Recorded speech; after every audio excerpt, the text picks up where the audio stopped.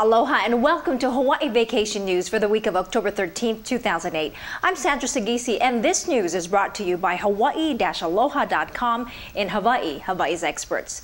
To date, nobody has been reported missing inside, but the Dole Plantation maze on the northwest side of Oahu is, believe it or not, quite a challenge.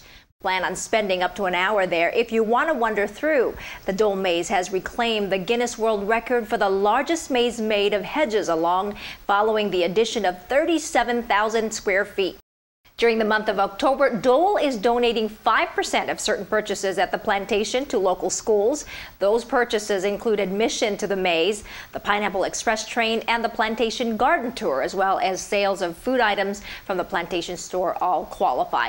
Especially if you plan to drive to Oahu's North Shore during your vacation, the plantation and maze are pleasant diversion along the way. We've been hearing about all of the new fees airlines are imposing on us to help defray their operating costs these days. There's baggage charges, snack charges, pillow charges, can you believe it?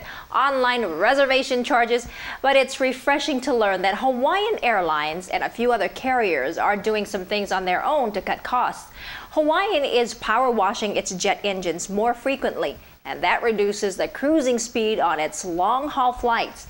And it's towing its planes to the airport runways instead of using the jet engines.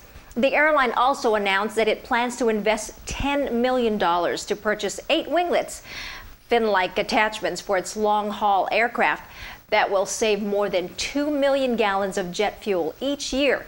While there's no end in sight for the rising cost of air travel, the airline's conservation efforts are a welcome alternative to the airline's traditional way of dealing with those costs, raising their ticket prices and tacking on new fees for services that used to come with the price of your ticket. When you come to Hawaii, you expect and surely will find the sun, sand, sea, and surf. You know coming in that the place is beautiful, even spectacular, and that the weather is just about perfect. But maybe you'd like to push the envelope to take all those givens a step further with an experience only a fortunate few have undergone. Take a ride in a glider. It's a rush like no other, but a whole lot safer than, say, skydiving, mountain climbing, or even hiking. The best glider rides in Hawaii take place over the north shore of Oahu, where the conditions are ideal. And the scenery is amazing. Glider rides aren't heavily promoted here, but you'll see ads in some of the visitor publications. If you think you'd like to try the experience, pick an agent from our Hawaii-Aloha.com website or call 1-800-843-8771.